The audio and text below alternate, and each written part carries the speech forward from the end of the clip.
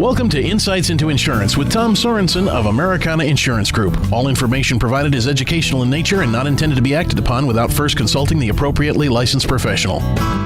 Saturday morning here on KATE. Time for another episode of Insights into Insurance with Americana Insurance's Tom Sorensen. And Tom, you're joining me on the road. I am. I'm all over the place here. My son's got a soccer schedule that takes me all the way in the last few days from Duluth to Mankato, and so trying to do this over the phone as I'm on the road. So, well, you know what? If anyone can do it, it can be you. That's what I'm thinking. So, I have our email in front of me. If you are safe to answer this listener's email. Oh, well, let's see if I can do it. All right. The email is from Janet, Tom, and it goes, Dear Tom, I enjoy the show as always, but my question is this. I've always worried, what if a tornado destroyed my home? What should I do? And that's from Janet. Okay, Janet. Well, we're going to walk through what I would say a procedure. Now, the issue is I can come up with this procedure right now, and while I'm just sitting here, but just so you know, there's a lot of stress put into this procedure, and so you got to kind of sit back, take a breath, and think things over, or look for opportunities or people, resources to help you out here. So, the tornado. Okay, I'm gonna talk about tornado or a fire or something that caused a destruction of your house. Okay, is what I'm gonna do here, Paul. Okay, sounds good. First thing, okay, let's say it's a tornado. Well, a tornado or a fire. Are all the people safe? Okay, make sure that that's the first goal of seeing if people are safe or keep from anybody else getting hurt, like it could potentially be neighbors if it's a fire or something like that, okay? The other things are just that. They're things. Personal property, things like that are just things. They're not human life. So get people safe. That's the key. That's thing number one. That would be make sure everyone is safe. Right. Next thing is, do not enter the house, or possibly you need to get away from the house. So, like, let's just say it's a tornado and you're down in the basement, and all of a sudden you look up and you have no house left or anything like that. You need to get away. Okay. Why? Because you never know. You could have a gas leak, or you could have exposed electrical wires, okay? Mm-hmm. So one of the first things that you would want to do is call the gas department or the electrical department, okay? Again, I know this is easy for me to say right now because that would be a very stressful situation, but the thing is sometimes you need these things just in your mind to say, okay, let me think here, just let me take a deep breath. Let me think. I'm going to give you an example. We just lost a hog barn here back on March 6th, and there was the electricity went out, okay? And we smelled gas, okay? Well, one of the first, and we're wondering if the hogs were okay, because the roof came down, and the first thing you want to do is start going in there and taking things off to see if the hogs are okay. But the thing is the electricity is off. There could be power poles down. So the first thing we did was to have the electrical company come out and cut off the electricity. Okay, even though the electricity is off at that time, what if it were to come on and where you're right in the middle of grabbing something, and there could be, and there was power down, or there was power that was exposed that could electrocute you. You know what I'm saying? Yeah. Or let's just say that gas has got a leak, and you do something that causes a spark, and you know what that can do. So, okay? All right. That would be the next thing, okay? Probably not what somebody, when she's asking this, is probably thinking of. They're probably thinking more of insurance, but that's what you first need to think of, okay? Because I kind of want to walk through the steps, okay? Sounds good. The next thing is then you probably want to call your agent or your agency, okay? And start the claim process, okay?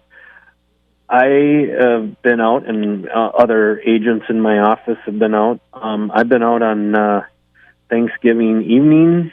I've been out at midnight or after, meeting with people, seeing people.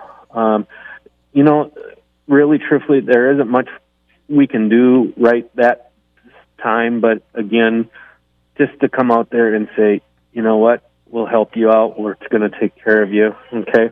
That's kind of what we do, but that's the start of the process, okay? The other thing is once you start the claim process, you might want to call your mortgage company and say, this is what's happened, okay? Communication is key with all parties, okay? Other things that you can look at, too, is with your destruction of your house, or sometimes it could be like a partial loss, okay? Take the necessary steps to limit or do any more damage to add to the loss, okay? All right. It actually states that in your policy that you must do that, okay? So, example, let's say a tree falls onto your roof or into the roof and causes a huge, huge hole. It could almost like take off part of the house, okay? Get the tree off as soon as possible. Get a tarp, put on it over the hole or whatever type of hole you have there because of that. And then keep all the receipts that you get as the cost of taking and doing that type of work, because it can be all part of the claim. Okay, I'll tell you what, Tom, let's take a break real quick, and when we come back, we'll finish up what Janet needs to know because she's worried about a tornado or if her home is destroyed and what she should do. Sounds great, Paul. We'll be back with more insights into insurance in just 30 seconds. Take us out to your ball game. Take us out to the crowd. We sell insurance for most anything. Who'd have guessed that the 18 could sing for its root? Root, root for good coverage. Americana's more than a name. For its 377 2000 for the insurance A-Team. You'll be singing too when you see what the A-Team and Americana Insurance can do for you. Let's take it from the top again. I think the rest of you were out of tune. Back here on Insights into Insurance here on KATE with Americana Insurance's Tom Sorensen. Tom, we got an email from Janet wondering what to do if her home is destroyed. She used a tornado as an example, and so far, some great advice. Before you even call your agent or agency, make sure everyone's safe, get out of the home, and or don't enter the home, depending on what it is, and cut off the gas and electrical. Now, Tom, we're up to step 5, I think.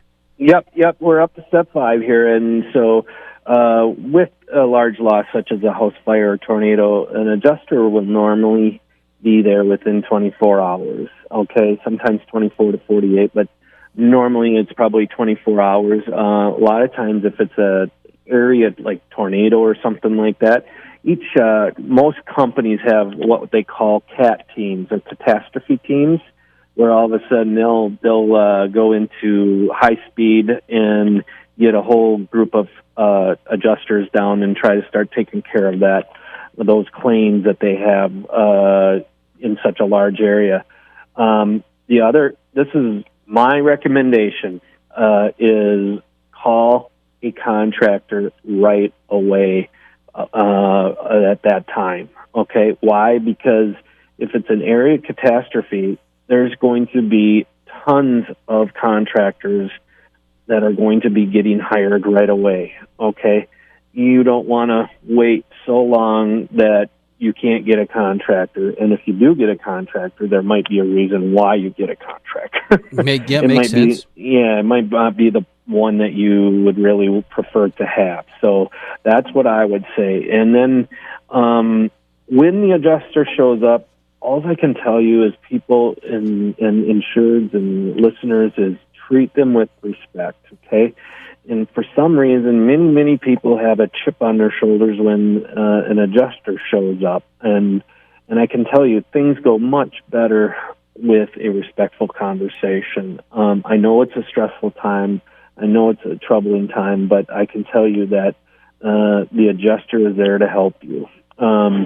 If available, have the contractor there and to meet the adjuster to start their communication before. Again, please try to get a contractor that's going to be respectful to the adjuster, because being non-respectful or like I call a chip on the shoulder, that does not help the situation at all.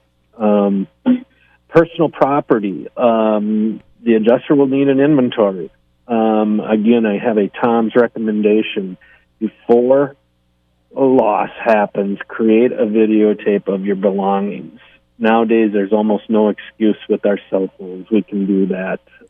So this can be the most stressful part of your loss, is trying to come up with an inventory. So try to do that, filming of all your things, open up closets, doors, everything, and just videotape it. It helps.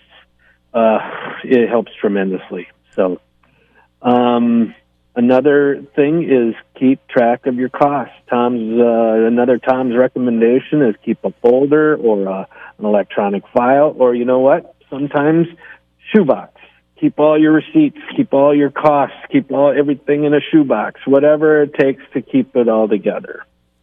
Makes sense, because you want to be on top of that for insurance reasons. Right, exactly. So then we get to the point where, well, you might need to go live somewhere else, okay? So we might be looking at rental of a home, a hotel, an apartment.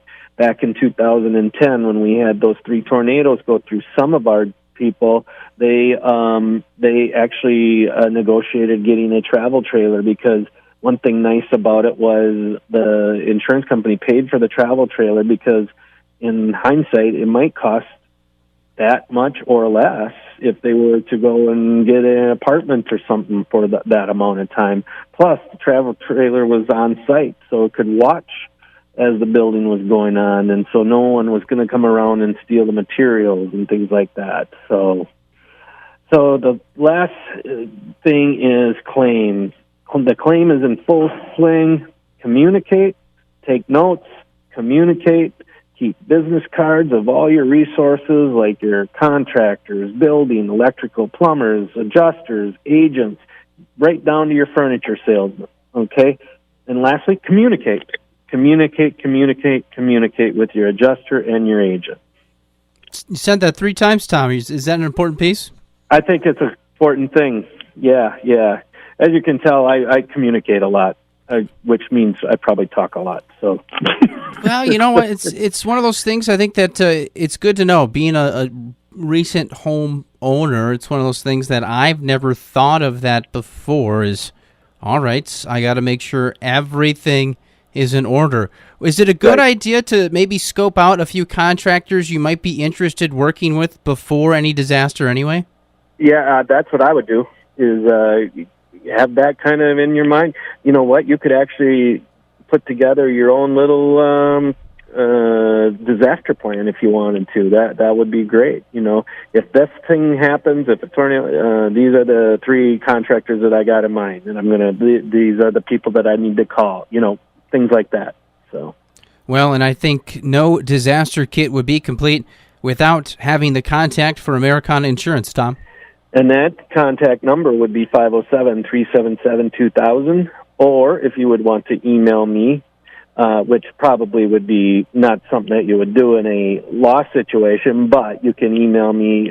Email for the show here is insights@americanainsurance.com. And our website is www.americanainsurance.com. Tom, you've done it again.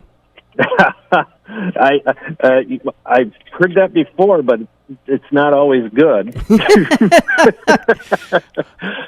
Enjoy your time up in Duluth, and we'll see you in studio next week. All right. Take care, Paul. All right.